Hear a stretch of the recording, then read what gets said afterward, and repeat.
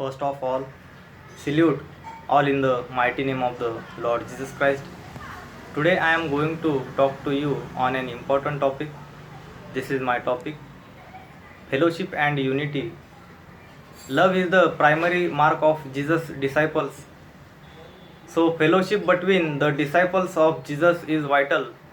In Matthew chapter 18, verses 18 to 20, we read of the power that results from such fellowship among the disciples of Jesus. A paraphrase of those verses would read something like this: The Lord Jesus said, "If 2 or 3 disciples of mine are found in one place and have no disunity between them, but instead a unity like the symphono, Greek equal agree, produced by a number of musical instruments playing together in harmony with each other, then I will be present in their midst. And then if they ask my Father for anything, it will be granted to them. They will have authority to bind the workings of Satan in any place on earth. And whatever activities of Satan they bind here on earth will be bound at their source in the heavenlies, from where these spirit powers operate. Such believers will also have the power to deliver loose people who are bound by Satan on earth. The devil knows the amazing power there is in unity and fellowship among Jesus' disciples. But many believers do not know it, and so Satan's main aim has always been to bring disunity among believers so as to make them powerless against him. What power there would be in a home if the husband and wife were one in spirit? Satan would never be able to overcome such a home. What power there would be in a church if even 2 of its elders were one in spirit? Satan would never be able to overcome such a church.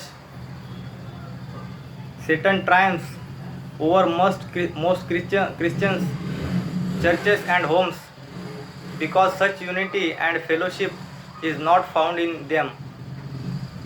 I am not talking now about casting out demons.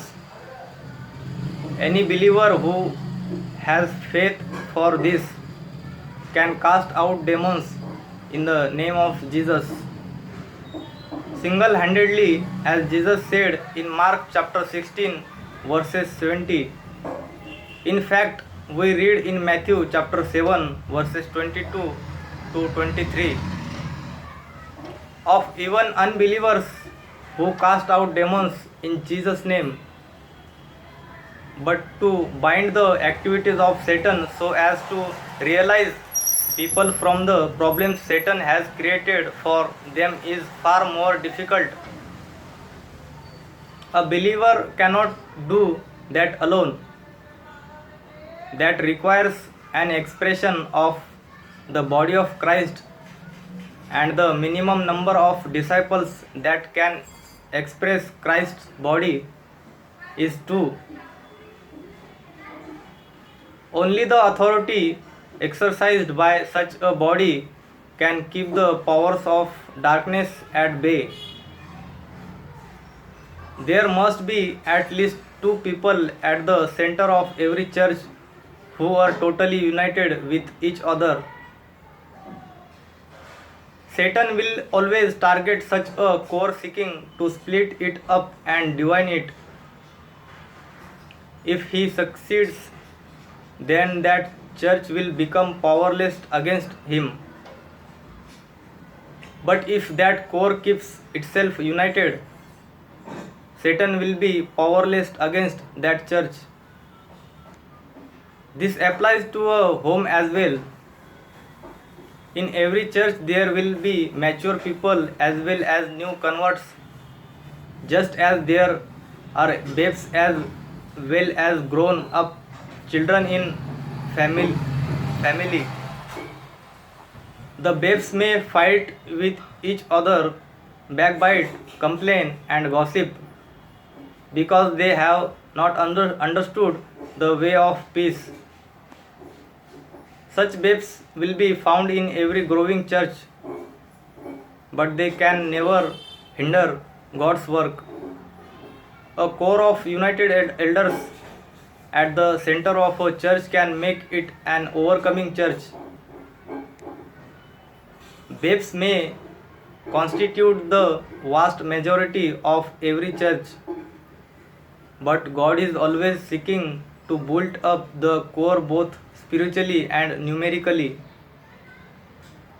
It is this core that fights the battles against Satan and preserves a church in life and victory. Fellowship in a church is more important than evangelism. In the parable of the lost sheep, Jesus said that the 99 sheep in the fold were 99 righteous persons who need no repentance. Luke chapter 15, verse 7. Who are the ones who need no repentance? Obviously, those who are judging themselves constantly. Such people do not need any repentance because they are constantly repenting of their sins. Such disciples have no problem becoming one with each other. Thank you for watching this message, and God bless you all.